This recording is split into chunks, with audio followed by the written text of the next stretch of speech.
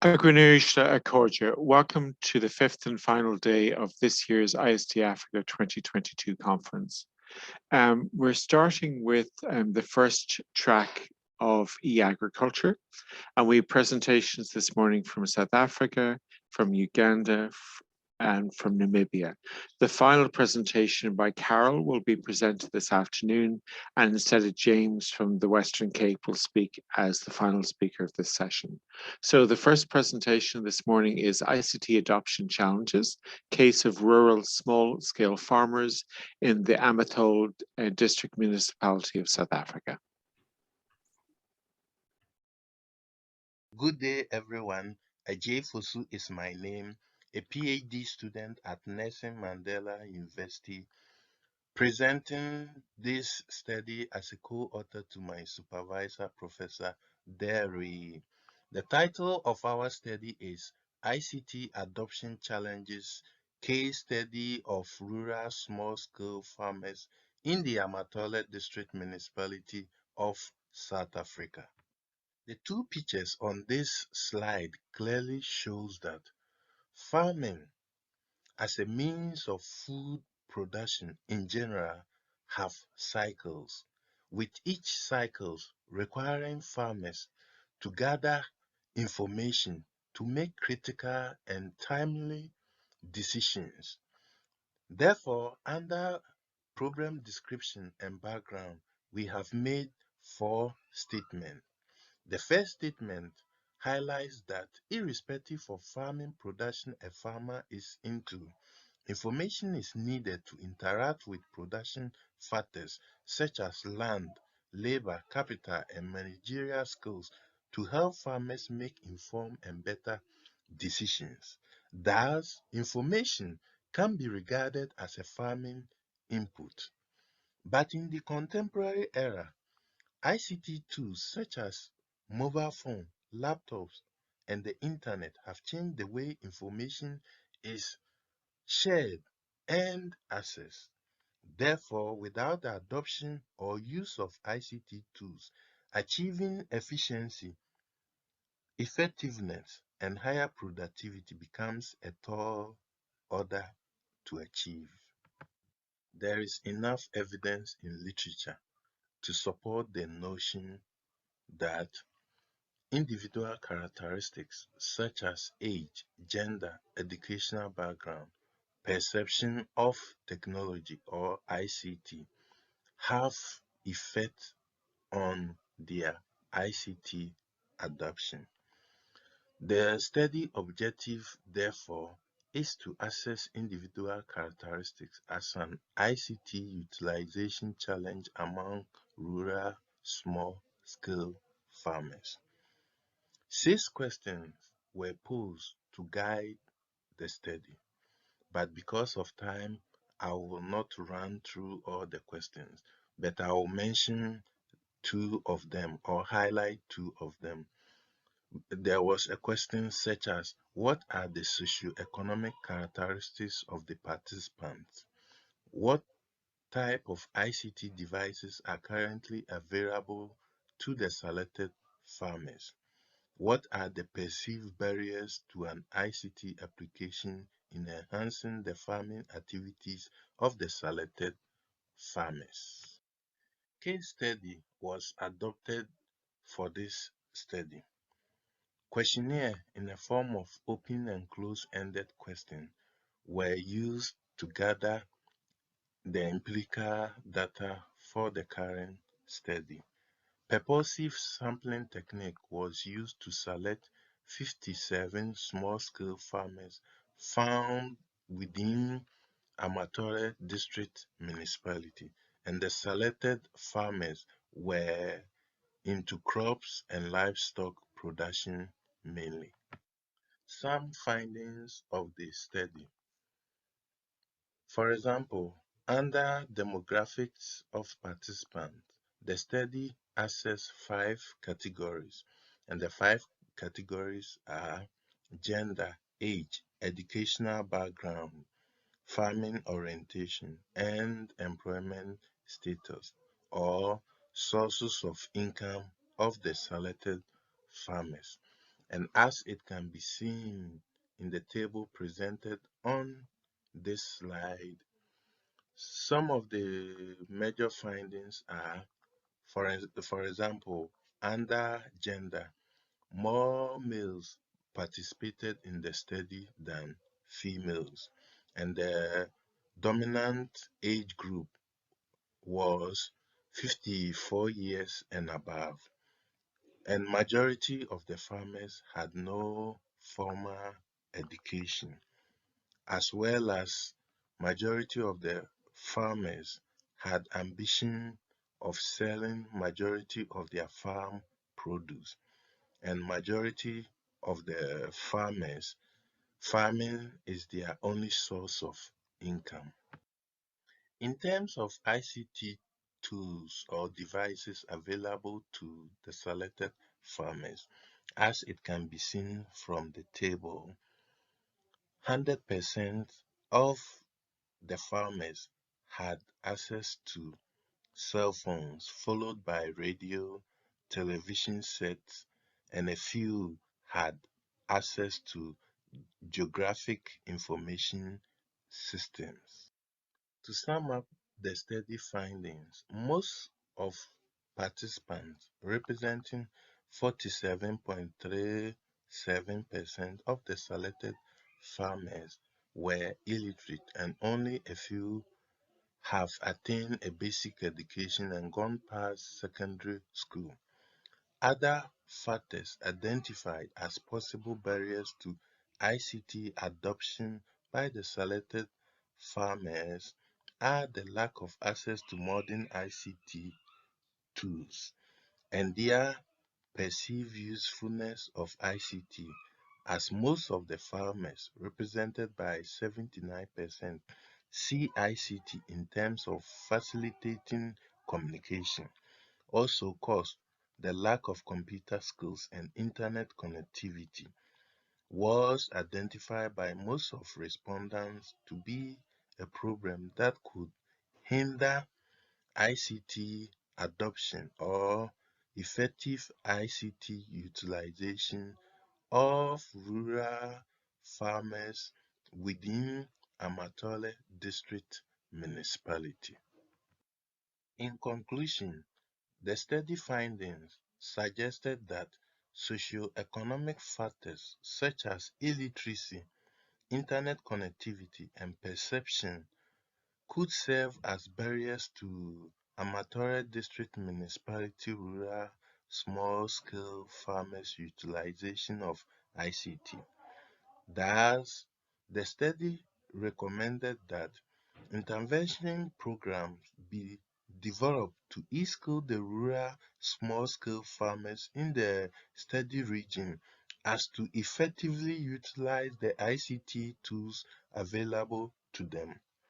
Policy developers and agents of change should consider factoring in the development of mobile phone apps that rural small-scale farmers in the study region can easily interact with to foster dissemination of information. Future study. The study suggested that it will be worthwhile for future studies to explore in depth other factors in the region that might serve as barriers to adopting ICT. These factors include the cultural practices and the pattern in which the farmers seek agricultural information. Thanks everyone for your attention.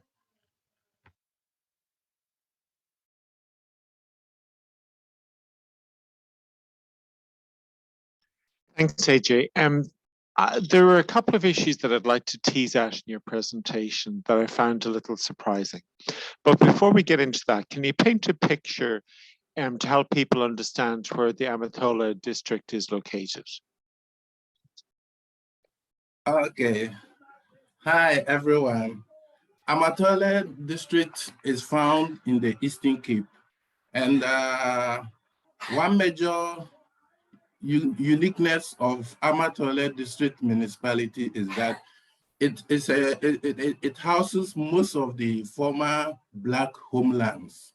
as we are all aware, during the apartheid system, there were that segregation of Black homelands and white areas.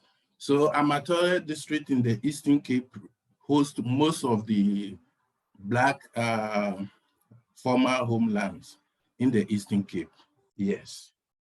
Yeah, so that is starting to provide insight into some of my questions. So the first of my questions, Martin has also raised. So Martin, do you want to ask your question? Yeah, this was an interesting presentation. One of the things I picked up whilst you presented, especially from the findings, had to do with illiteracy affecting the adoption or uptake of ICTs. But I wanted you to clarify further. Well, illiteracy in itself may be a bit broad. Whether you meant illiteracy in terms of English, because some of the ICT apps that come are mostly in English language. So considering that you said most of these farmers were not, their education was up to secondary school level, or some were not even educated, probably because they are English illiterate. So maybe they are not able to make use of the apps, and that is why the uptake is low. Or you meant, considering that some have also reached secondary school, you meant that they have some basic English, which means they could still make use of apps, but they are ICT illiterate, and that's why they are not able to take it up. Or you meant both English illiterate and then ICT illiterate. Thank you. Thank you so much. Yes, it meant both. And if I can give a little insight into these areas that this study was conducted, that is the former Black homelands. Even there, you will find students. Currently, I'm a lecturer with Fosu University, where we admit most of students from high school students from this region. Most of them are educated, but when it comes to the English language, especially those from the rural areas, it's a challenge. So it meant both. You have those who have gone to high school, educated up to high school, but they are not able to express themselves very well in the English language. And as my learned friend alluded to, most of ICT programs are in English, so it becomes difficult. So it's on both sides. There are those who are not educated and as a result are not able to use the ICT. And those that are educated also, there is that challenge, that English language barrier challenge as well. Thanks so much. Thank you for clarifying. Thanks, Martin, for teasing that out, and Agyei for answering the question. The other issue that I wanted to explore with you was the age distribution and the gender distribution. I think we're all aware of the very critical contribution that women traditionally make across the African continent in the agriculture space. So is there something specific about this sample? Is there something specific about this part of South Africa that explains why women were such a small percentage of the sample size, 23%? And again, if you could comment on the age distribution, again, I was somewhat surprised, but maybe the Black homelands explains it to some degree, that 65% of the respondents were 54 and above. Thanks, Agyei. Yes, thank you so much. As you rightly said, in the former Black homelands, especially in the rural areas where this study was mainly focused on, because of the cultural practices, in the sense that males are seen as the head of the family, breadwinners, as well as most of the land is owned by males, and women are, there is this consideration because of the culture. Women are into household chores and all those, but there are few cases where women are breaking out of that mode. So the cultural practices, basically, I would say, underlines some of these findings. Yeah, so maybe for historical reasons, parts of South Africa are different to the rest of the continent, because if you were looking at Uganda or Kenya, the distribution of men and women is much more even. And even land Yes. ownership is the same. Yes, if I can give you, use this to illustrate some of the cultural practices. Like, for example, they have this circumcision where men go to the mountain, and after going through the circumcision, they are allocated land. So in these rural areas, most of the times, the lands are owned by the males. Yeah. I understand. Ambrose, could you ask your question, please? Good morning, the moderator. Good morning, the presenter, Mr. Fosu. Thank you for your presentation. Indeed, your presentation was nice. My question is in regards to ICT adoption. You mentioned that one of the challenges hindering the adoption of ICT in your country is literacy, internet connectivity, and perception. I'm just wondering, or thinking aloud, that what has your country done, or how has your country addressed these challenges? Is there something they're trying to do in regards to literacy, or in regards to ensure that there's internet connectivity, or also to address the challenge of perception? Thank you so much.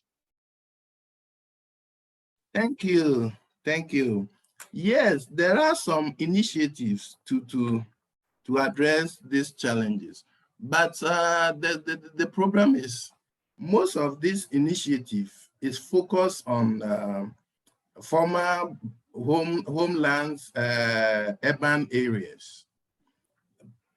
Like, for example, if you go to a region like Lusisiki, which is a deep rural area, connectivity is virtually not there. It's virtually not there, even in this present day.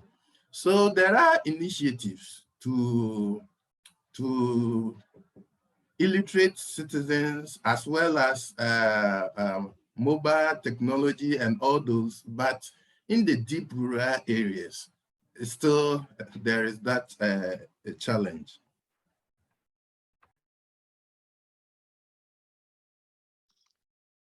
Thanks very much. And Andrew, you had a comment.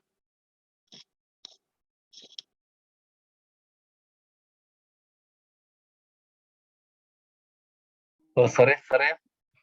Thank you very much, the presenter, for that wonderful presentation.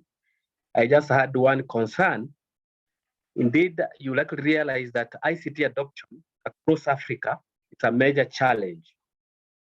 So I was just curious to know, how is South Africa, especially in your literature review, how is it faring in comparison with other African countries, especially in regard to ICT adoption? Thank you. Thank you so much. Yeah, if you look at the paper, it does talk about it, that across Sahara, Africa, there is that challenge. But what makes South Africa case unique from other African countries is the still effect of the apartheid system that tried to enshrine poverty and underdevelopment within these former Black homelands. So that makes South African case quite unique from other African countries. And the challenge of the apartheid is still being felt in these areas very much. I think that's why the mandate that public universities in South Africa have of engaging with local communities and building societal level projects and capacity building around those environments that are so critically important. Do you want to briefly comment on that before we conclude? Yes, Chair. That is what exactly these universities are supposed to be doing. But another challenge also is that most of the universities found in these areas are the former Black disadvantaged universities with limited resources. It's now that the government is trying to empower these higher institutions to be able to service the communities that they found themselves very well. But still, it is still a challenge. But we are hoping and praying that at least something good will come out of it. Thanks, Chair. And Makhetha, you've got your hand up. Do you want to comment on?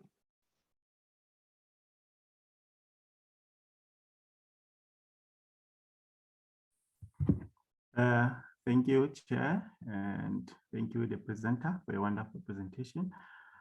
I just want to find out from the presenter if there are any initiatives that has been done currently to try to help these local farmers, particularly in South Africa, to be able to adopt to ICT technologies. What has been done currently to resolve this problem? Thank you so much. Thank you. Currently, for example, at KwazuluNatal University, there is this eSkills Hub that with the sole mandate of trying to e-skills these citizens that found themselves in this former Black disadvantaged institution areas.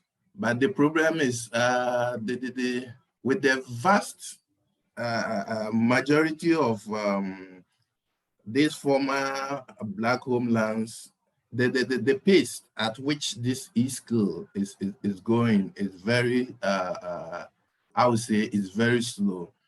Because I used to be part of it, a volunteer researcher there some time ago, where mostly our workshops that we run to train, you have to ask, what do you call it? We ask those farmers and all those to come to East London. And it becomes a challenge because of transportation. Some are not able to leave their houses. So we came up with initiatives to go there, but also there is this challenge of even getting a place that is well equipped to be able to use most of what do you call it, community centers, centers with computers are not working, network issue. So there is those challenges, but there are initiatives, but the pace at which it's going is very slow. Yeah. Yeah, thanks for commenting on that. I mean, while Miriam and I, most of the field work that we've done in rural and deep rural areas has been in the healthcare field, but we're very much conscious that having a cross-community approach, having a multi-stakeholder approach where, as you allude to, it's possible to access infrastructure that may be available that traditionally the farmers may not have access to be able to use that to bring the education close to them. Because as you say, and it isn't limited to South Africa, in Ethiopia, for example, this is also a major issue, is that stakeholders don't often have the resources, and transportation can be very challenging to bring them to the local university, for example. So sometimes you have to bring the mountain to Muhammad instead of the other way around. Do you have any final remarks before we move on? Yes, thanks, Chair.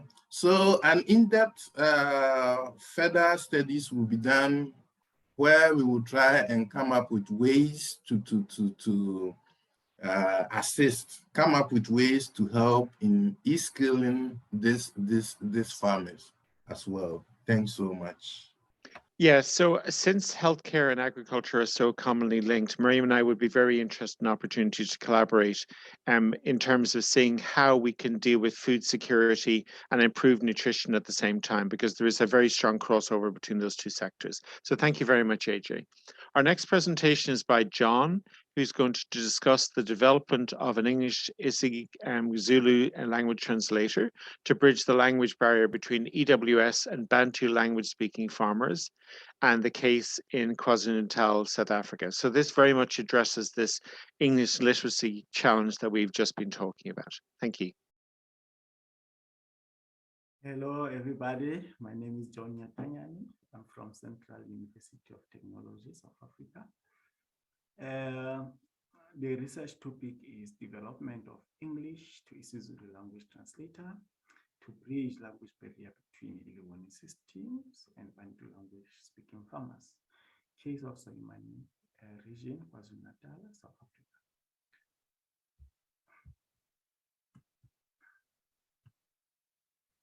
Africa. The structure of the presentation is as follows. I will start with the problem statement, followed by the research objective, methodology, major outcomes of the proposed translator, and conclusions. All right, as you all know, more about the climate change, the impacts of this climate change are worse, particularly in African countries or in African continent. The problem basically is that many of our local farmers here in Africa, they rely heavily on rain-fed agriculture, and they do not have adequate resources to mitigate and or to adapt to climate change. And as such, this makes them even more vulnerable. However, there are a number of early warning systems here in Africa. However, the problem with many of these early warning systems is that they do not incorporate the knowledge of the farmers or the local knowledge. So now, and because of that, it becomes a problem for these farmers to rely or to trust the predictions that are made by these early warning systems. And the main problem again is that it becomes difficult to find ways to integrate both the indigenous knowledge together with the scientific knowledge to be able to help these farmers, because most of these farmers, they rely heavily they rely heavily on indigenous knowledge to predict the weather patterns, and also to optimize or to help or to assist in cropping decisions. So the motivation of this language translator is to improve or to enhance the communication and dissemination element of the proposed early warning system, which tries to integrate both indigenous knowledge and scientific knowledge to optimize cropping decisions by small-scale farmers. And another important thing is that many of the Bantu languages here in South Africa, they are under-resourced, meaning they lack adequate resources to be computed by machines.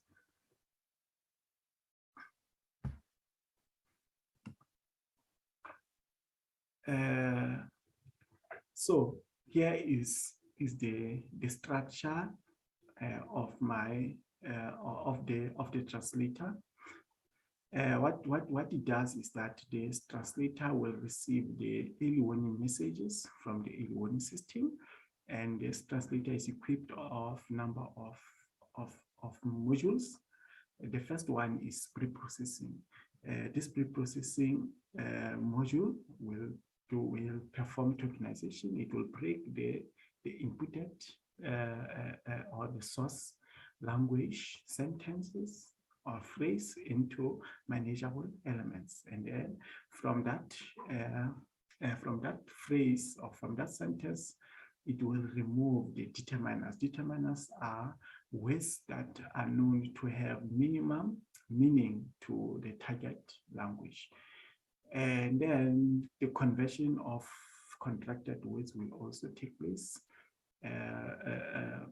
These contracted words include words such as couldn't, shouldn't, etc., that need to be translated or that need to be converted to a standard form to easify or to simplify the translation. And then after that is a part of speech tagging. This module will assign the part of speech tags to each a word to provide a grammatical meaning of those words. So it will use the English dictionary because currently we are dealing with the source language. And then after that, we have the resolve ambiguity, given that sometimes the words may have more than one grammatical meaning or more than one part of speech text. So such as words such as crops, that can be a noun and also that can be a verb. So now this module will try to resolve a single word ambiguity or the ambiguity of a word that is, or let me say the ambiguity of a word based on the context of, or based on its context, right? For example, if I make an example of the sentence, farmer, crops, crops. So now crops, the system has to be aware of, or it will learn that the crops, the first crops that I've mentioned is basically a verb, given that it is followed by a noun, and the last crops is basically a noun, given that it is followed by a verb. So that is why the model will try to figure out. Then there's also the target language translation that will also take place, whereby the corresponding isiZulu words will be extracted from the English to isiZulu dictionary, and then the syntactic analysis will also be used, where it will perform things such as phrase tagging, and also it will also make sure that the target or the target language morphemes conform to the grammatical or conforms to, yes, to the grammatical structure of the target language. For example, in isiZulu language, a noun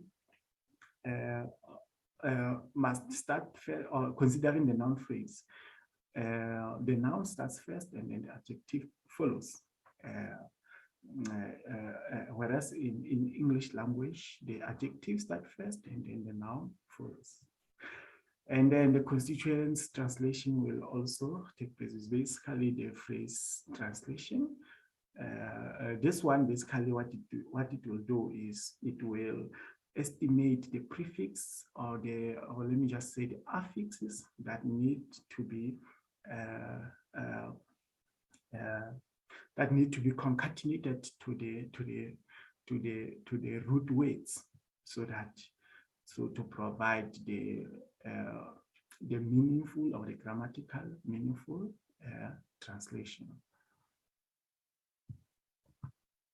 Okay, as I've mentioned, we have the pre-processing, part of speech tagging, and then resolve ambiguity, and then the probability. There are probability models that the system utilizes, such as the maximum likelihood probability, where it will try to find the probability of the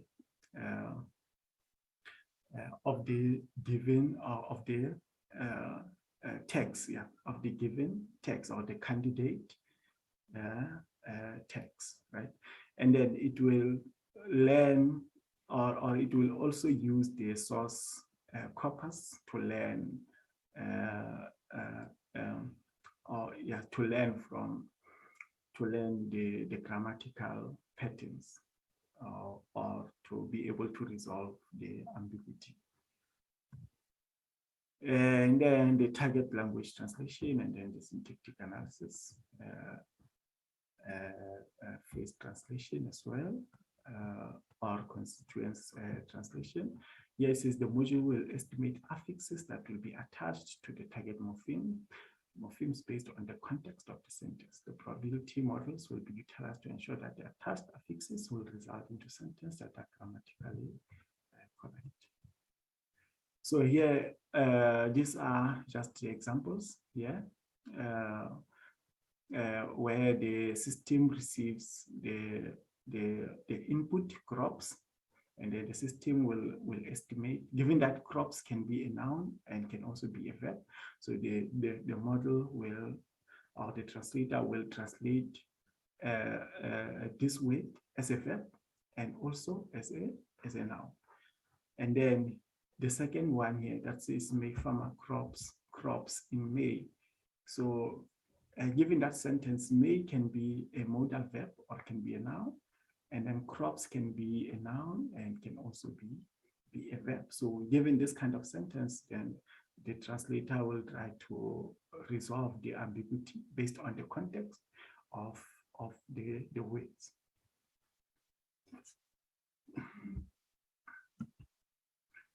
All right, the evaluation of the translator will start with the accuracy assessment. The accuracy was higher given the number of words. For example, as we increase the translation or the words, or let me say, as we increase the inputted words to the translator, the accuracy starts to drop down. So the more the more ways we try to translate is, the more the accuracy will slow down. And the same as with the speed, the more ways we provide to the machine, then the response time will increase, or the speed will decrease. And in conclusion, this translator is not perfect. However, it works, and it can be improved by using more some sort of sophisticated algorithms, such as the use of LSTMs or the use of RNN and many other algorithms, right? However, what is important is that it aims to bring respect, to embrace the Bantu languages using natural language processing tools.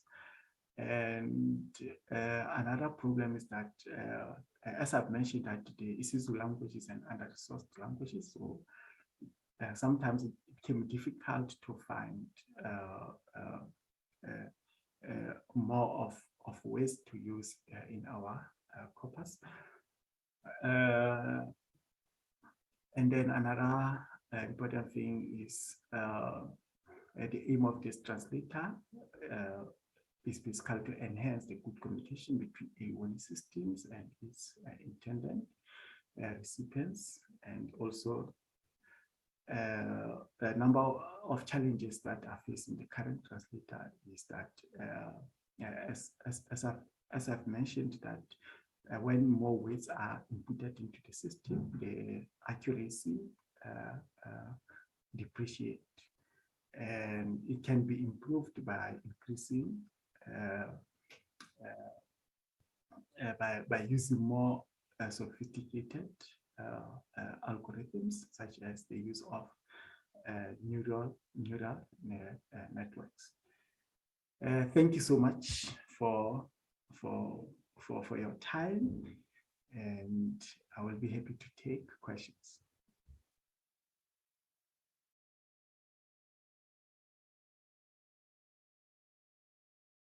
Thanks, John. This is interesting because we were talking about some of the challenges of low resource languages, particularly in the Bantu family, on Wednesday. So can you discuss, first of all, before we get into that, were there differences in accuracy between based on the direction of translation? In other words, was it more or less accurate if it was English to isiZulu or isiZulu to English? And why might that be if that was the case? Okay, no, thank you, Chair, for the question. All right, and morning to the presenters as well. All right, it was only like one-way directional, like you can translate the given English sentence to isiZulu language. So it was not vice versa. And why was that your priority rather than doing it both ways?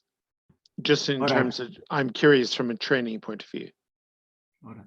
No, the aim was to try to, like, given that many of the early warning systems are provided in English language. So the aim was basically to translate from the given language, from the English language to isiZulu, to help the isiZulu farmers to be able to understand the given English language translation. However, I think as time goes by, then we can try to do it vice versa. We can try to improve the current translator so that we can be able to translate back from isiZulu back to English.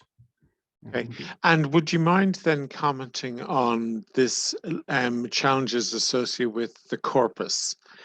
So we've discussed, not just today, but also on Wednesday, the challenges of having a sufficiently large word corpus and sufficiently large training data for low resource languages. So, for example, one of the ideas that was discussed earlier in the week was using radio generated content. So do you have any thoughts about some of those challenges and potential solutions? All right, no, currently, I don't have any form of solution concerning the under-resourced languages. And however, I'm still new in terms of understanding the translation algorithms, such as the use of recurrent neural networks and long short-term memories. However, I'm still trying to explore them and see how I can be able to improve the given language translator, because currently I've only used the probability models. Yeah, I understand. I think there's a lot of knowledge that can be exchanged between the IST-Africa community in this space. Martin, you wanted to ask a question. Yes, thank you, Prof. I think my question in a way is linked to the question you asked the presenter, you asked John earlier on. It had to do with, at the moment, the app is restricted to English to isiZulu. I think you did ask earlier, why not the other way, isiZulu to English? I just want to add on top, considering that it is an under-resourced language, I'm sure it is not the only under-resourced. There may be additional one in that family of languages and even beyond. Going forward, or considering future work on it, maybe if John could explain further whether they intend to include other under-resourced languages as well. So it could serve a broader community going beyond the current community that the app is intended to serve. Thank you. All right, no, thank you so much. Yes, if you check that, the presentation, you realize that I'm not only translating to isiZulu language, I'm also translating to Sesotho language as well. So my aim is to try to accommodate all the Bantu languages so that the model can be generic or can be used by many Bantu languages farmers. Thank you so much. Thank you both. So thanks for that presentation. So our next presentation is from Sheila, who's going to discuss an intent to use a smartphone app as a university community engagement tool by Kabarole farmers in Uganda. Conference, participating researchers, ladies and gentlemen.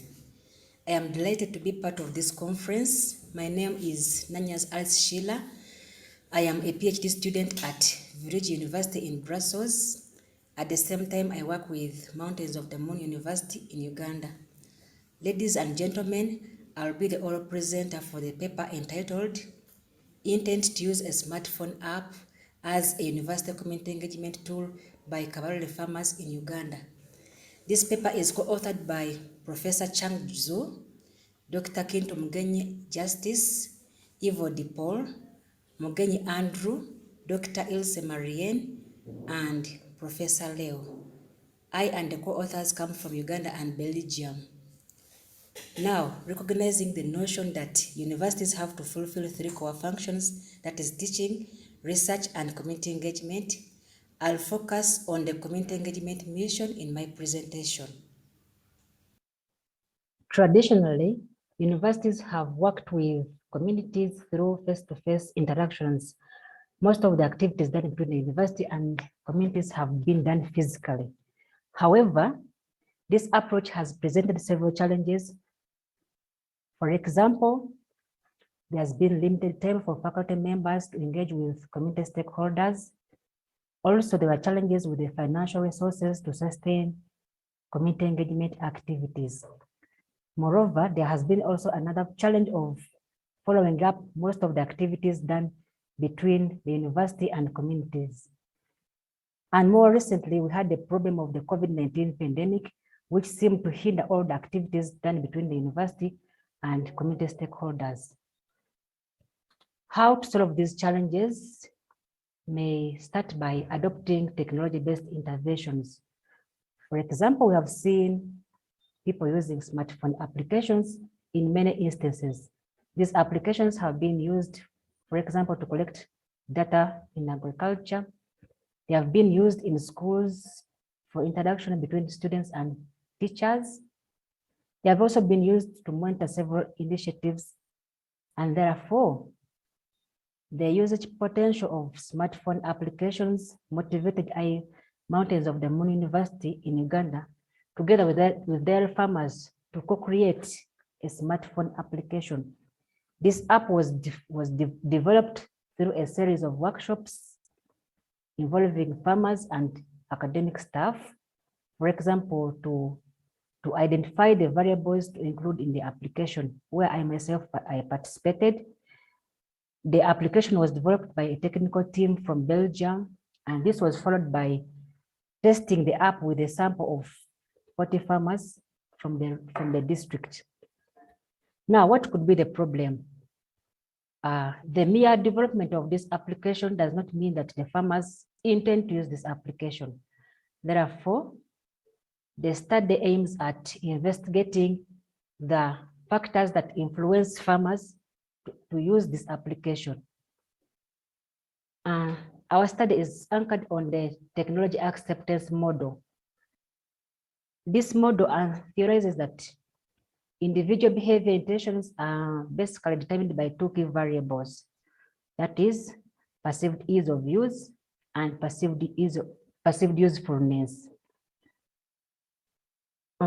Perceived ease of use can be conceptualized as the extent to which individuals believe that using a tool or any system is effortless. So if they think that using the tool or the application is effortless, so they intend to use the app.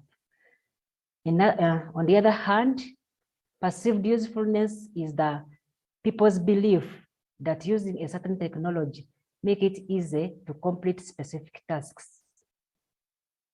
Additionally, this model assumes that perceived ease of use and perceived usefulness are affected by attitude. Attitude can be thought of as a learned tendency to act consistently in the course of behavior. Attitude can be conceptualized as hedonic, which implies the enjoyment or the sensation obtained while using a tool or a system.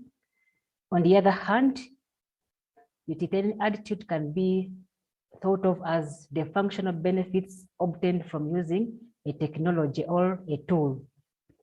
So if farmers perceive the app as easy to use and useful, so they are likely to find it enjoyable and beneficial. Also, we thought that there are other variables which can affect the intention to use this application, like self-efficacy or self-belief. Self-efficacy can be thought of as an evaluation, self-evaluation of one's ability to accomplish a certain behavior. So as you can see in our model, we believe that this relationship will affect the intention to use the application.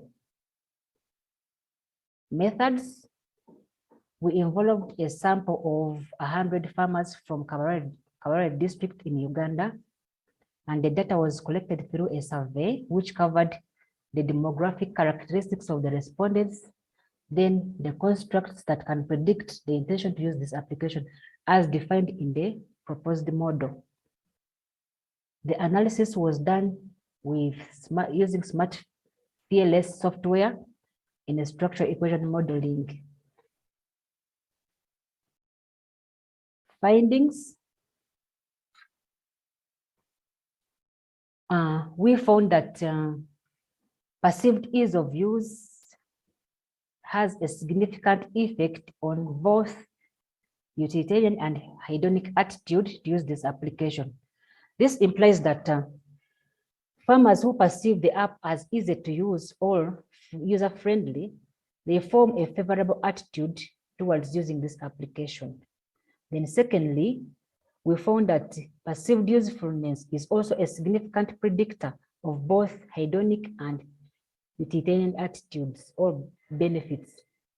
This implies that farmers who perceive the app as useful, they are likely to attach it to the enjoyment and the functional benefits obtained from using this application. Furthermore, we found that the results show that both hedonic and utilitarian attitudes have a significant effect on the intention to use the application. So our findings suggest that to use this application, farmers will be motivated by both the utilitarian and the functional benefits obtained from using the app. Also, we found that self-belief or self-efficacy was a predictor of perceived ease of use. In other words, the farmers relate their self-confidence to use this application to the perceived ease of use of the app. However, we found that self-efficacy is not a significant predictor of intention to use the application. This implies that when farmers do not relate their self-efficacy to the use of this application.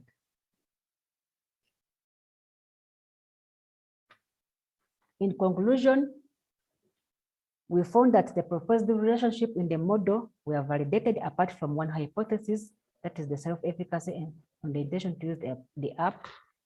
So we see that users intend to use this application because they perceive it as simple and easy to use.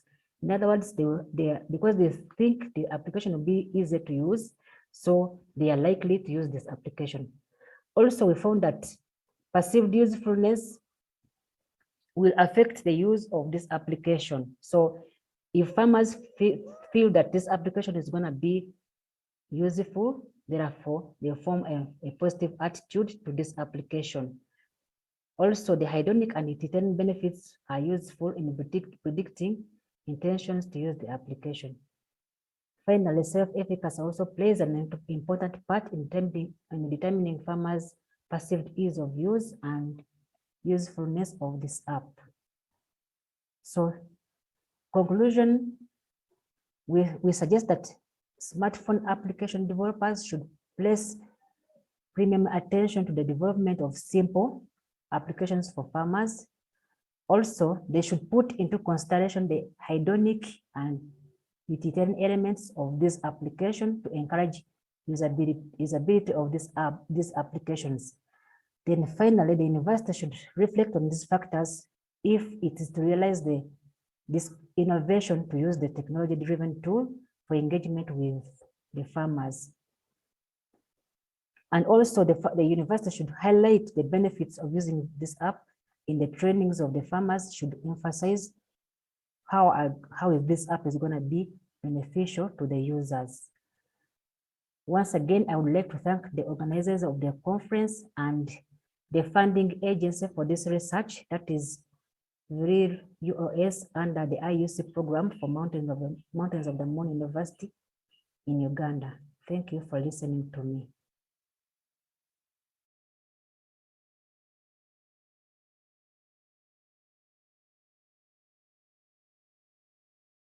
Thanks very much, Sheila.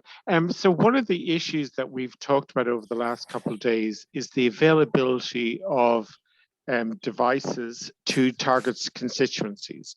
And there are different perspectives on this. Some people feel that it would be beneficial to develop applications that are usable on a feature phone. And others are focused on the utilitarian and the potential benefits of smartphone-based applications. So could you discuss two things? Well, three things actually. One, the availability of smartphones as against feature phones to farmers generally in Uganda and specifically in this part of Uganda. Secondly, the literacy levels of the 100 respondents and the likely impact of literacy levels on adoption of an application like this. And then thirdly, can you share some insight into the distribution of males and females across the sample group? Thank you. Thank you very much, the moderator.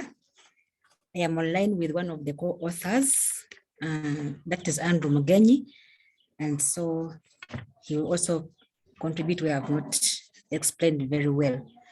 So in our research, we were sampling the dairy farmers who had smartphones. That's why you see a small sample of 100 farmers, because we wanted to see the farmers who have previously used smartphone applications, for example, maybe WhatsApp, maybe Facebook, and then we wanted to see how they are going to relate the use of these previous applications to the data application which has been developed.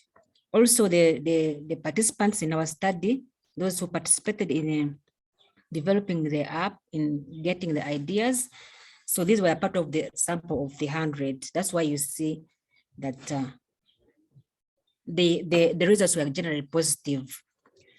However, regarding the availability of smartphones, we see from other studies we've been conducting that these farmers in homes, they can afford to buy smartphones. Maybe you find a big son or a big daughter owns a smartphone. So as we are training them to use the application, we see where there's likely to be a positive attitude towards adopting the use of this application. Then regarding the literacy level, most of the farmers sampled were educated up to the primary or secondary level. Only that I didn't indicate in the PowerPoint, but most of these farmers were educated up to the primary level. At least they have the basic level of education. However, if the owner of the household is not educated to the primary level or other levels, at least these farmers have labored to educate their children. And actually we see most of the farmers in the villages, they have tried so much to educate their children. So these children can be of use in case of using the technology. Then the third question was about the distribution of the gender distribution. Most of the participants, 87% were female, were males, and then a small percentage were male. So does that reflect, Sheila, the fact that less women farmers have access to smartphones? And how many farmers did you have to target to identify the 100 that had smartphones? Again, considering how important women are to agriculture in Uganda, for example, I'm curious as to why there's a relatively low participation by women in this study.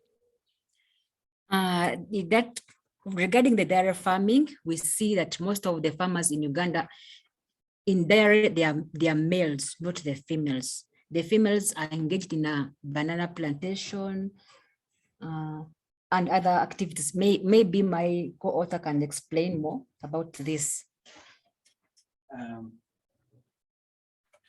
For the Andrew, I just want to just add and say that as Sheila has said that we have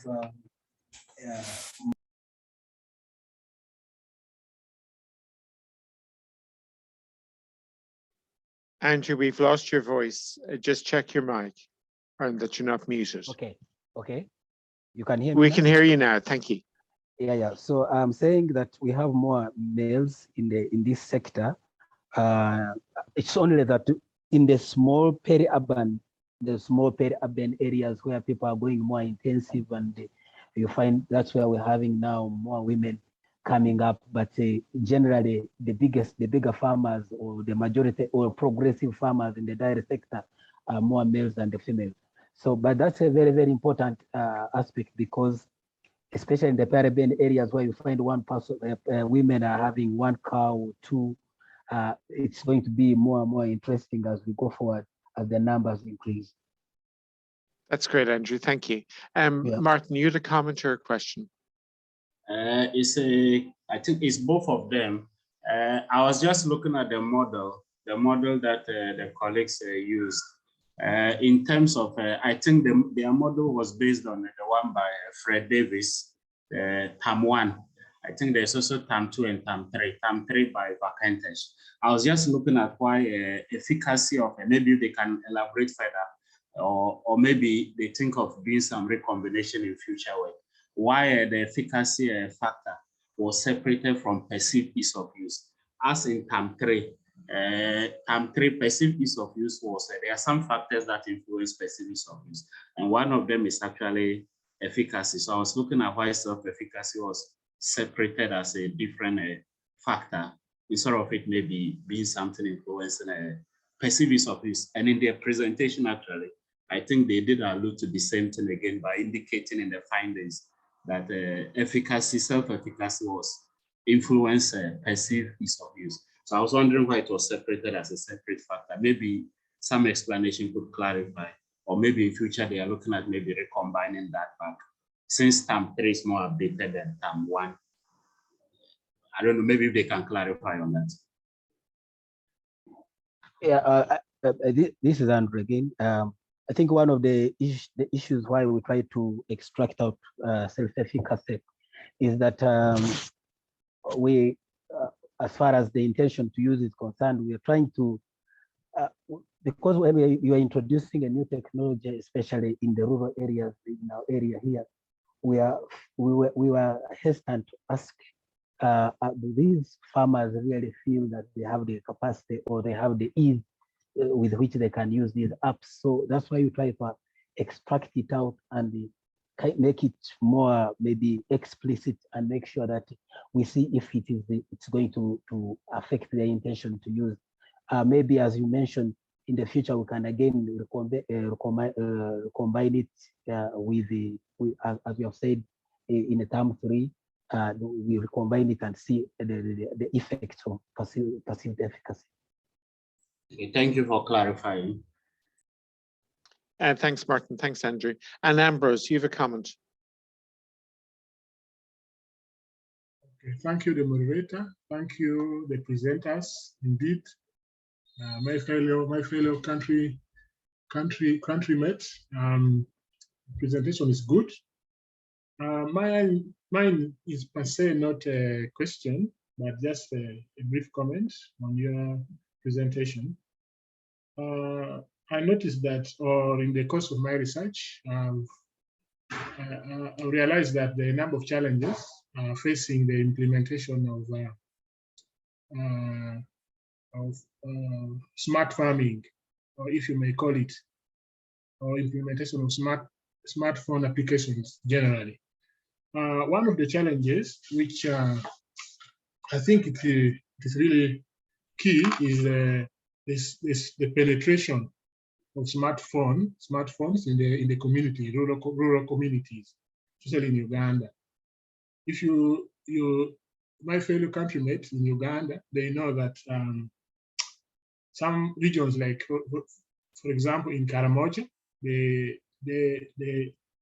penetration of smartphone is really very low, and not only in Karamoja, and also some parts of some regions, the smartphone penetration is really low.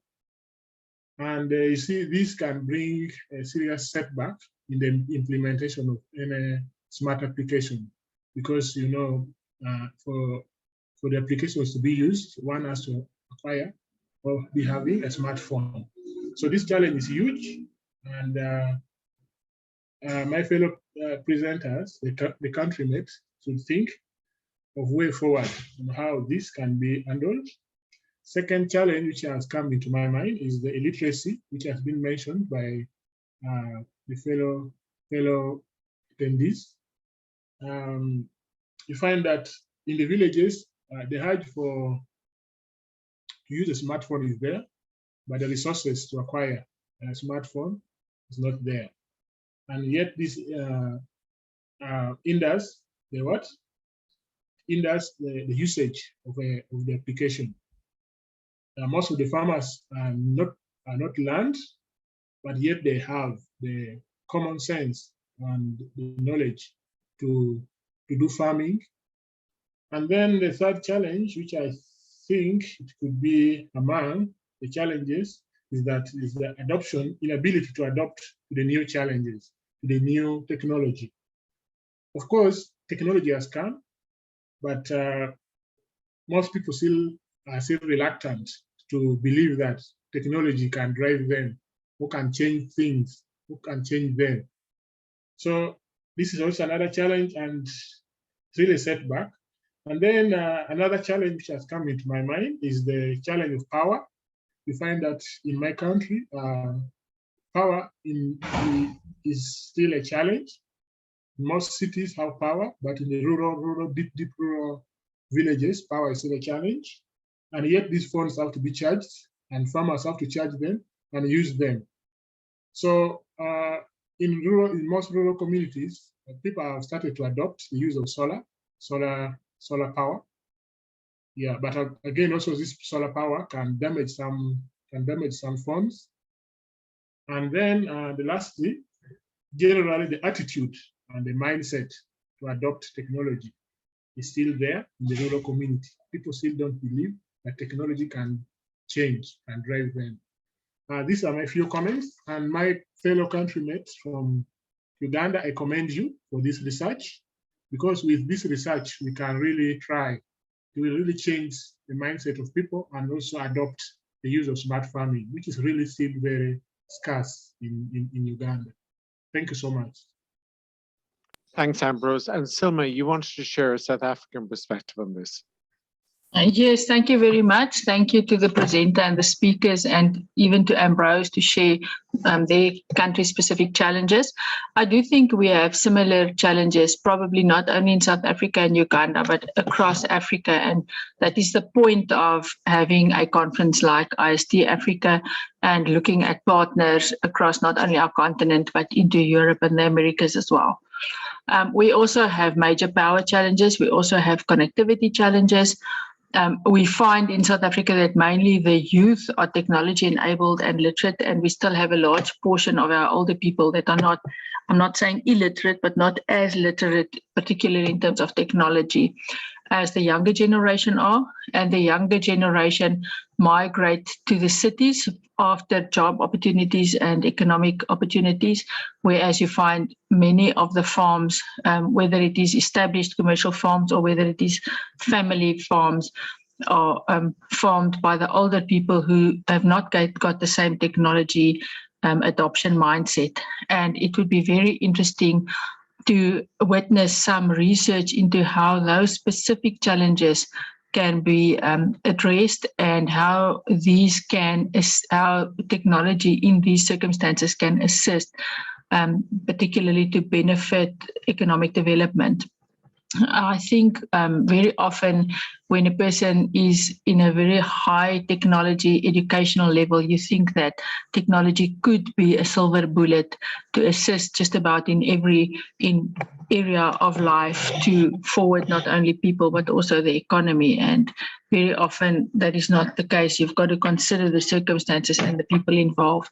So I do think that that is a huge area for research across Africa, how the adoption of technology can really be broadened and how a person can realistically assist with this improving the life of individuals and the economic situation that most of the continent is in. Thank you very much. Thanks, Silma. I would agree with that philosophic approach. Andrew, you want to give a final comment? Yeah. Thank you, organizer. One other thing that I wanted to comment is that we really indeed appreciate all the challenges that have been mentioned with by our colleague also from here in Uganda.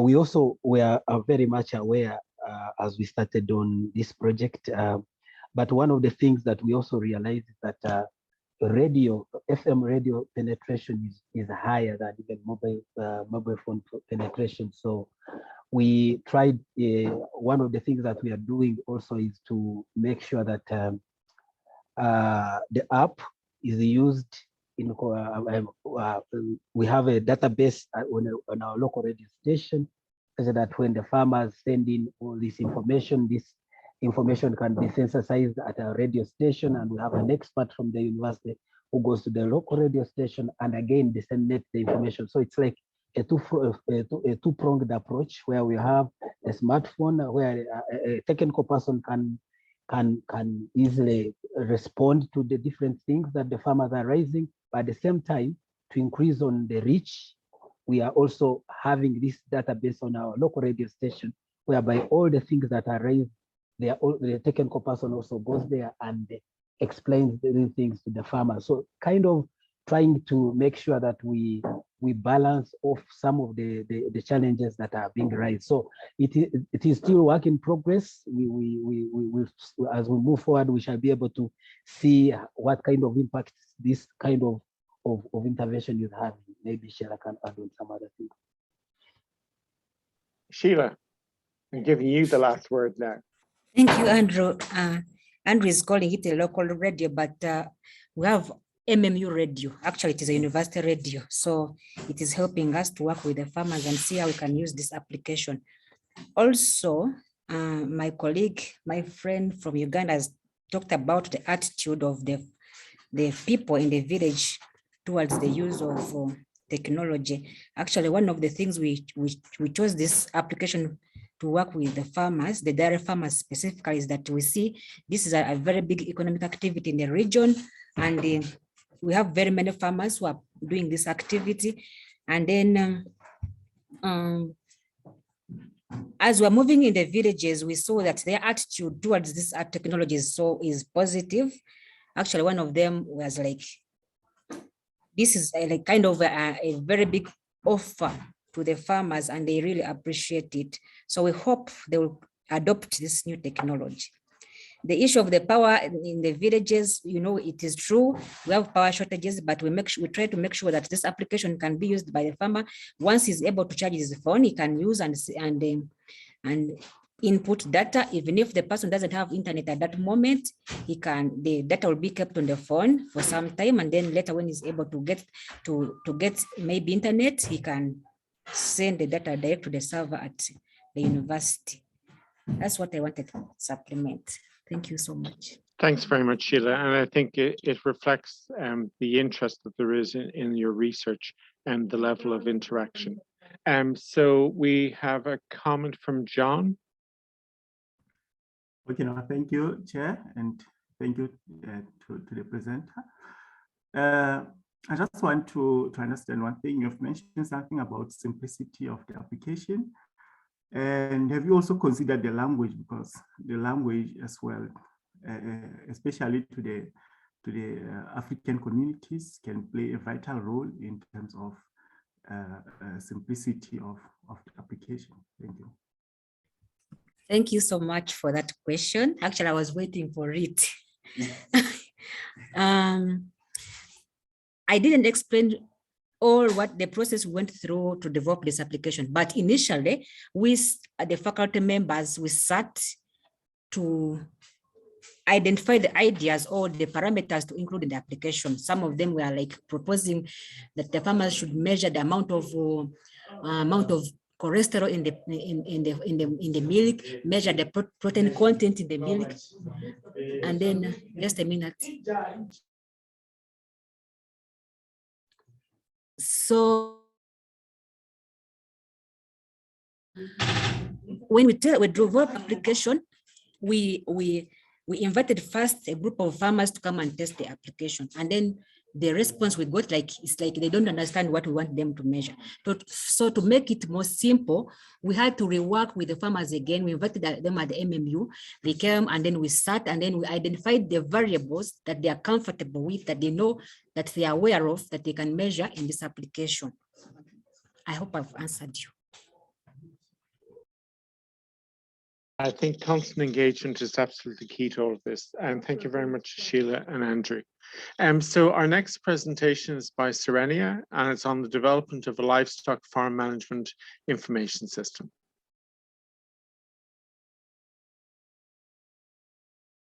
My name is Serenia Tatiana Girald Andre Ngola from the International University of Management, Namibia. I'm presenting this research work on behalf of Dr. Martin Ujakpa from the Ghana Communication Technology University, Ms. Etuna Kamat from the International University of Management, myself, Mr. Timotheus Shepo from the International University of Management, and Mr. Joseph Ailonga from the International University of Management. Our research work is entitled The Development of a Livestock Farm Management Information System. Here are some few points that motivated our research team to carry out on this investigation. Many farmers do not use Farm Management Information System, LFMIS, for various reasons like lack of knowledge and the complexity of many available farm management information systems. Farmers do not have a definitive control over the quality and the quantity of products produced in the farm, and as a result, this could lead to the production of poor quality products and consequently possible wastes. Farms do not have a clear plan for pest prevention and control and other natural phenomena. This project designed and developed a livestock farm management information system, LFMIS, and the developers are optimistic that these systems will benefit farms and farmers by making them more efficient and effective. For the research objective, upon completion of the start, the proposed livestock farm management information system would enable farmers to record livestock information and track their progress, manage the farm research with accounting capabilities, manage calendar events and the reminders of important farm events such as treatment, and connect farm with buyers. With research approach, the project applied prototyping as the software development method using an evolutionary approach to develop the system. Interviews was the instrument used and was conducted telephonically and via online. The researchers used interviews as the instrument of requirement gathering. Interviews were conducted through the telephone, which enabled the researcher to gauge requirement efficiently over a distance. As a result of the current COVID-19 pandemic situation and government regulations. For the population, the user representative group was selected by convenient sampling method from entities in the agricultural community in the Commerce region, Namibia.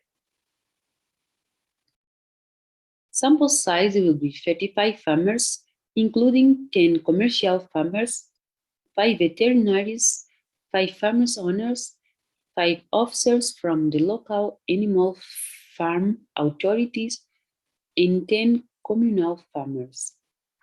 This number was based on saturation. For technology description, we have 3 figures. Figure number 4 and the 5 below demonstrate the dashboard of the admin and employee respectively upon login. In figure number 6, demonstrate the external user's dashboard.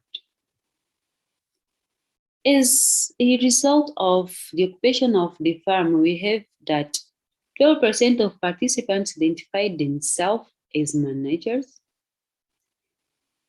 30% as owners, 11% as agricultural finance officer, 34% as farmers, 12% as animal guardian, husband, practitioner, and 70% as veterinarian. For knowledge of FMIS, 37 of claimed to have had some kind of contact or knowledge about FMIS, while 63% of respondents said to be unsure or clueless about what a FMIS is. And for method of record keeping, 26% of participants used a computerized system, and 74% say to use the manual method, paper records. Here we have few suggestions from the participants, and the result is that participant 1 suggested the system should aggregate different types of information that one would normally get from separate source. Participant 2 and participant 3 suggested that the system should keep animal and inventory records. Participants 4, 5, 6, and 7 talked about the importance of good financial and inventory management. Participants 4 and 8, the system should also help farms to keep contact with the other institutions, suppliers, and customers. Participant 9 indicated, regardless of system being computerized, the user should have the option to getting Excel sheet reports and print the data. Part of conclusion, the project's main objectives and sub-objectives were achieved as the project developed the livestock farm management information system. Notwithstanding this, most of the tools incorporated or developed into the system have the ability to help farmers to make decisions in a better way, as farmers have a visual indication of the research and activities in the farm and the management. In the last one, the developers are optimistic of the efficiency that the system brings to farms. For recommendation, the farm should be able to mark the delimitation of the farm in the farm map. A calendar should be added to the system in sync with events management. The integration of embedded tracking device to collect accurate animal data and automatically input into the system, both when the system is online or offline. The implementation of graph reports for the representation of the farm data in the system, artificial intelligence and expert system or SMS, USSD implementation, so farmers can receive notification of the detected disease and other events. In the last slide, we have our reference. So we are done with this presentation. Thanks for IST to give us the opportunity to present our research work on this conference.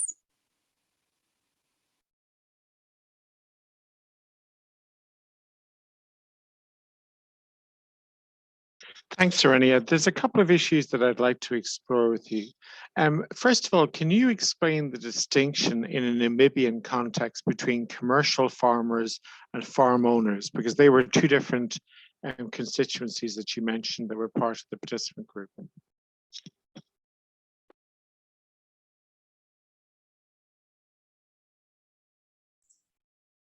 Prof, maybe if I may come in, I'm a co-author to the paper, Martin here. I'm not sure if Serenia is online. Yeah, Martin, I'm happy for you to answer if Serenia is not here, but if she is here, I'd appreciate if she could speak. Okay, maybe let's quickly. Serenia, if you're online, are you able to? Serenia?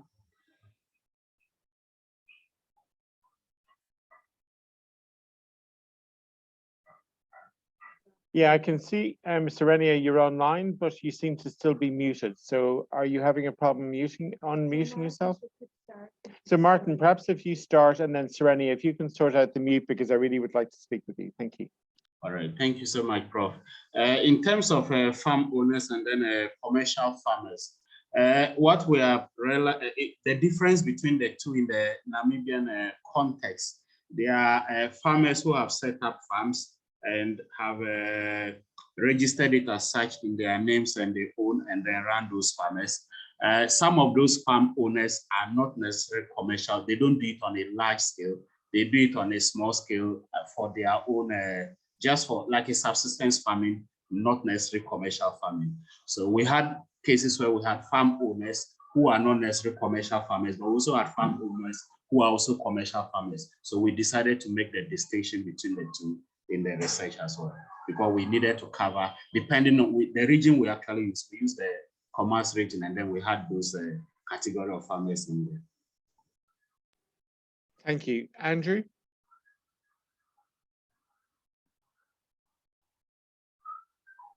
Thank you very much, Prof, for the opportunity.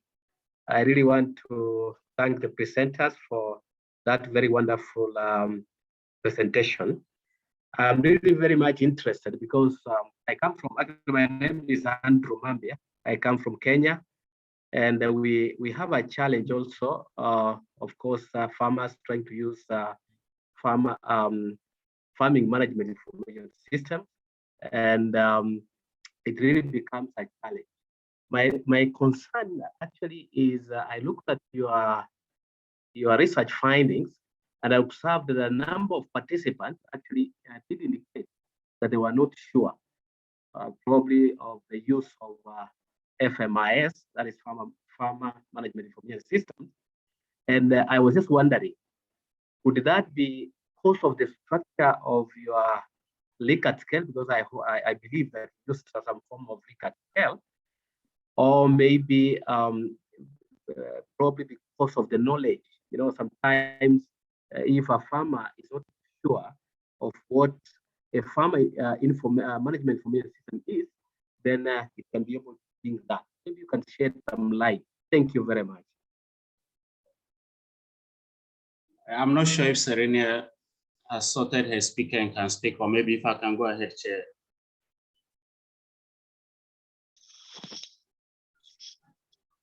Yeah, if Serenia can't unmute, then Martin, you just go ahead. But Serenia, if you can contribute, and the next time there's a break, please do. All right, thank you, Prof. What happened is that we did a reverse presentation. When I say reverse presentation, the questions that were asked the farmers and the observation that that we made from the farming in terms of that question that you saw, it was not the evaluation of the system we developed. We're not evaluating whether they could use this system that we are presenting. It was rather during the requirement gathering phase of the method we use. At the time, we needed to gather information to know whether this system we are developing, would it be useful to the farmers or not? We're trying to find out, are they familiar with such systems? Have they met it before? Haven't they met it before? If they've met it, what were the features they like? What features didn't they like? What improvement would they want to see in the one that we're developing for them? So that question, the answer they gave, that they were not sure they've used it. Some of them said they have used some kind of systems, but they don't know whether if it fell under that category of a farm management information system we're talking about. So it was just our way of establishing whether they've used such systems before or not, and if they did, whether their familiarity with what we're developing. So it made it easier in terms of we eliciting further data from them in terms of how we build it to their specific requirements. So it was not a question on our system, but rather to help build the system. Thank you. Thanks, Martin. John, you have a comment. Okay, thank you, Chair, and thank you to the presenter. Right, John, unfortunately, your sound is breaking up. So what I'd suggest is if you could put your question or comment into chat and I'll read it out. And in the meantime, I'd ask Ambrose to make his comment or question. So John, please put your comment or question into chat. Thank you. Ambrose, please go ahead. Yes, thank you. Thank you, Mr. Moderator, and thank you for the presenter or the researchers.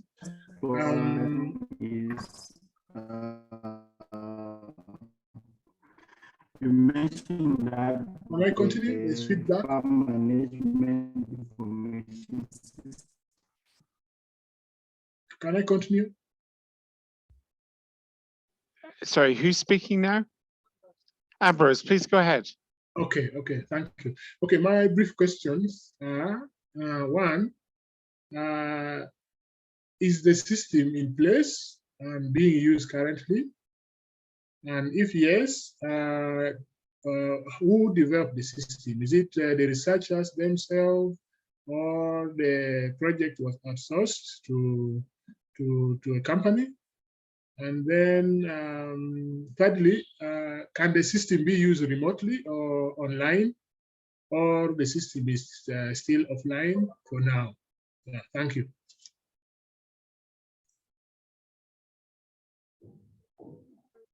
Martin, go ahead. Okay, in terms of who developed the system was developed by the researchers that you see, the 5 researchers that have authored these papers. All the 5 researchers, until recently, I used to work in the same university with all the other 4 at the International University of Management.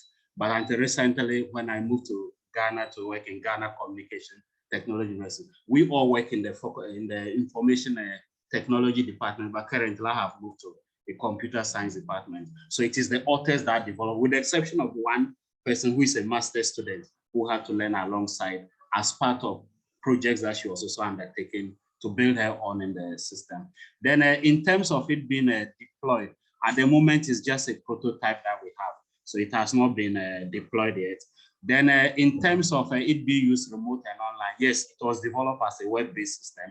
And that is why it is able to, if you are on the system, you can actually zoom in onto the map. It's able to pick items from Google Map in case you need to locate anything on the farm or anything. So it's actually on a web-based system, which is online. So you're able to use it online. And when there's no internet, you can also use it offline. And whatever updates happens in it, when the internet is back, it gets uploaded up onto the online version. Thanks, Martin.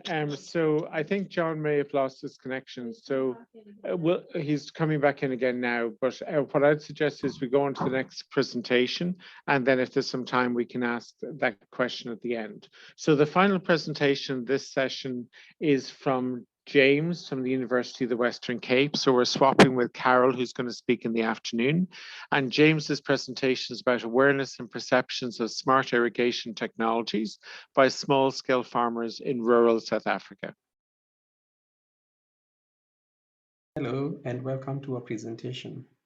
My name is James Jenga from the Department of Information Systems at the University of the Western Cape in Cape Town, South Africa. My co-presenter is Oro Adianti, also from the University of the Western Cape. The title of our presentation is Awareness and Perceptions of Smart Irrigation Technologies by Small-Scale Farmers in Rural South Africa. The study is premised on the need to reduce water use globally and in farming. There are pointers that show that agriculture is one of the greatest water users in the world. And there's need for innovative ways to reduce water use, including smart irrigation technologies. However, rural small-scale farmers in South Africa face pressure to reduce this water use while at the same time lacking the necessary skills, capital, and knowledge. Therefore, these farmers continue to use the labor-intensive and wasteful furrow irrigation and other farming practices that are detrimental both to the profitability and to the water use. Therefore, we wanted to move in and look at their perceptions and awareness of smart irrigation that could help them in at least reducing their water consumption and improving their farming practices. We started off with the research question: what is the awareness and perception of rural farmers of SI practices, that's smart irrigation practices that can conserve water and increase crop yield? And therefore, our research aim was to determine the perception and awareness of smart irrigation technologies in conserving water in irrigation and boosting crop yield. The case we set was in a small agricultural cooperative society in the Chris Hani district of the Western Cape province of South Africa. The Tierra agricultural cooperative draws its water from the Kamata irrigation scheme.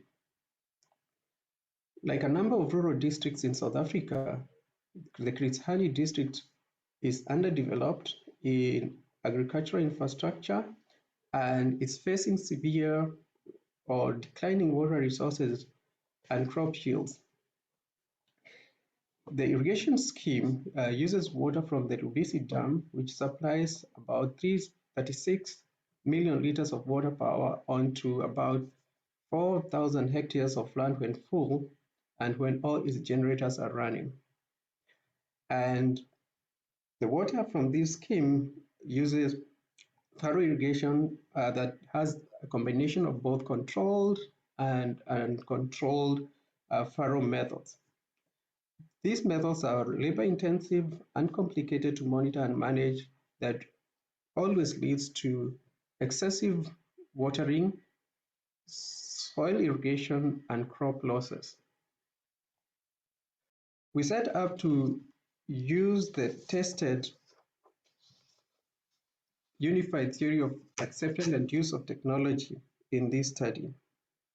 In doing so, we wanted to look at the performance expectancy of the farmers in using the smart technologies and how these smart technologies would improve the way they do their the farming. We also wanted to check the efforts the farmers need to put in doing what they do, that's farming, and in using the water. The other thing we needed to look at is the social influence. Do the farmers influence each other, or are they influenced by peers within the society and the interventions that are there? And finally, we wanted to look at some of the facilitating conditions that help in making or using the technologies by an individual, in this case, the farmers. We set up to do an in-depth qualitative study with the farmers from the Tierra Agricultural Society And the reason we chose Tyrella is because of its rural nature and the availability of development opportunities that have been presented there at farmers on crop production, and there's a limited technological support for them to start conserving water. We use a semi-structured interview, and the study population comprises of all the farmers in the agricultural society, including agricultural advisors. We used a purposive sampling technique, and we started off by identifying the chairperson of the cooperative, who led us to members who we could interview. In total, we had 16 participants, which comprised of 13 farmers from 21 farmers in the society, a manager of the cooperative, and 2 senior agricultural advisors from the irrigation scheme. The interviews were conducted at the farmers' fields and lasted approximately 30 minutes per participant. To the results. Our results are divided into 4. We first look at awareness, then the challenge, the perception, then the challenges and interventions. What we found out that most farmers are comfortable with the watering system or the irrigation system that they use. And they were also comfortable in using the furrow irrigation. However, they were also aware of smart irrigation and its benefit. One farmer told us, "I see the smart way of irrigation as a solution that would make my work easier." However, on the same note, some farmers did not know about SI systems or the smart irrigation systems. One farmer told us, "A smart irrigation system is something that I've never seen before. It's my first time hearing about it. It came to me while I am as old as I am." The next point that we wanted to look at is the farmers' perception of smart irrigation technologies. We first look at the perception or the perception of the agricultural advisor, who says they are aware, or he is aware, that smart irrigation and smart irrigation technologies will be good in preserving the scarce resource, that's water. The farmers were also knowledgeable on the use of these technologies in not only cutting down labor, but also fertilizer, the need for spraying, and also maintaining the insects, or to cut down on insecticide costs. Some farmers perceived smart irrigations as a system that would improve the quality of their crops and increase their crop yields. A farmer is quoted as saying, "Smart irrigation would increase our yields. We would be able to supply formal markets. We achieve a harvest just as we have envisaged. The quality of our harvest would be high." What's important to note here is that the farmers thought that the younger people are running away from farming because of the labor-intensive nature of it. And therefore, they say that smart irrigation could change our perspective as the youth about agriculture. Most youths do not realize that there is money in soil or agriculture. Instead of being employed and looking for jobs, they could now become independent and start their own farming businesses. The next thing we looked at are the challenges the farmers face. First, we look at the challenges with furrow irrigation. And what we found out, the farmers are aware that it's labor intensive and wasteful, and farmers spend a lot of time in monitoring the watering. For example, we have a quote from the farmer. "What I've been experiencing all this time is a lot of wastage financially, fertilizers, hiring transport, labor, and end up not achieving or meeting what I targeted for profit-wise." And this was cascaded through the experiences of the farmers that we interviewed. They also saw the effects of the drought that has led to a decrease in the water available for irrigation. And one of the farmers told us, now when the scheme was started, the water from the Lubisi Dam was solely used for agriculture. Now the laws have changed. The water from the Lubisi Dam is also used for domestic uses. And in our research, we also found that that water is also channeled to industries and other urban areas that are upcoming. Based on that, there are also interventions that are happening to sensitize farmers on water use. For example, the government has been putting effort into offering programs to develop farmers and facilitate farmers through a measure by providers, among others, the College of Sustainable Agriculture and the National Skills Fund on crop production, where farmers are given skills and training on water use and other agricultural practices that might improve their productivity and profitability.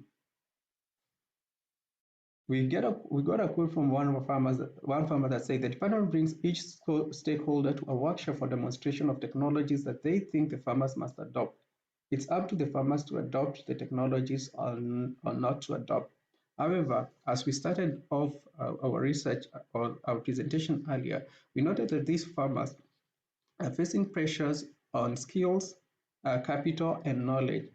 Therefore, we don't feel or think that it's enough that these farmers are being trained on these technologies and they're not given the necessary support, especially capital, in investing in these technologies.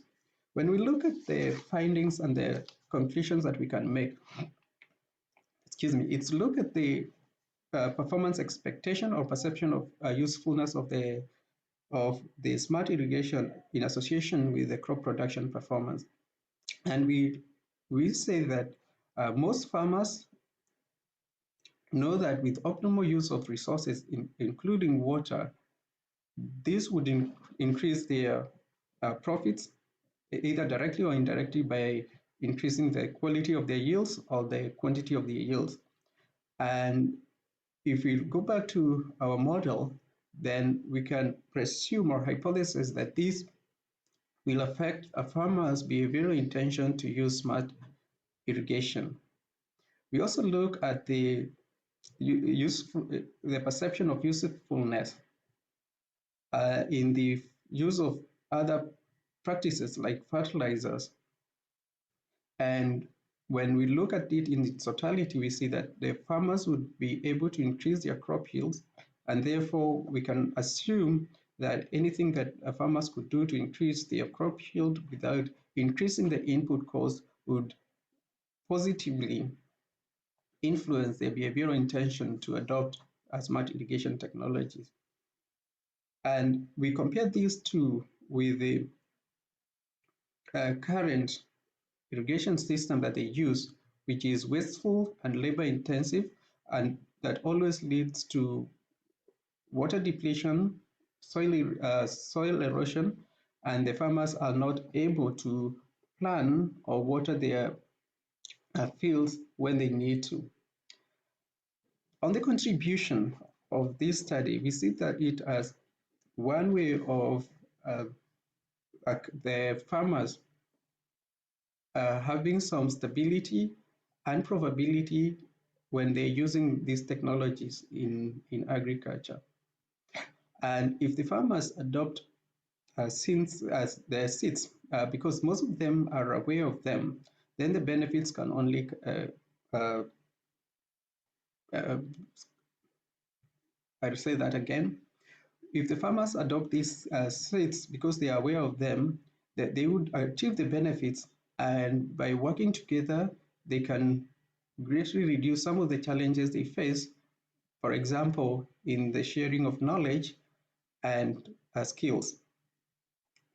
And therefore, we say that it's important for the current systems of agricultural extension services, those are the advisors, to start training farmers on not only the benefits of seeds, but also on installing them and Also, looking at structuring these cooperatives and irrigation schemes in a way that they could pool finances in able to invest in the seeds.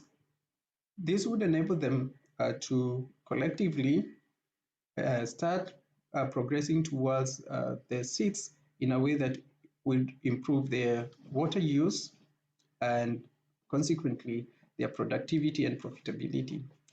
However, we still maintain that most of the rural areas, especially the agricultural communities, are under-researched, and therefore there's need for more research to be done on the actual interventions on the smart irrigation technologies by these rural farming communities, especially because unlike the big farms where we're dealing maybe with a group of farmers or farming or one farmer, in these areas we're dealing with many small-scale farmers who might not even own the farm or the farms they're farming on, because the farms are communal, and therefore there's very little incentive to invest in the development of these farms.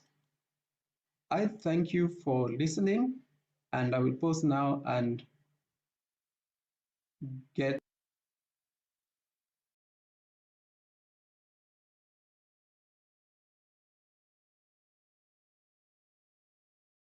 Thanks, James, for the presentation. You mentioned the key importance of education and training by agricultural extension services in promoting wider adoption of smart irrigation technologies. I wonder if you could comment on the impact of perceived risk of adoption of new irrigation methods by farmers, and whether perceived risk depended on education, or was it also influenced by the age of the farmers, their experience, and any previous exposure to potential benefits of technology adoption in the sector? Thank you. Thank you. And before I respond, I would really want to thank Karel for agreeing to swap with me the presentation to fit into my schedule for today. So I think the major risk, what we assess as the major risk for actually investing generally in the land for irrigation is the question of ownership. And with the question of ownership, we found out the majority of the farmers are aged, and the younger people have left the rural areas to urban areas. And therefore, the incentive to invest in the land is quite limited. So for the farmers there, although they really want to, I think they're limited in the risk that they can take, because they see it as now doing it for maybe for passing time in a sense, or just to get enough to eat.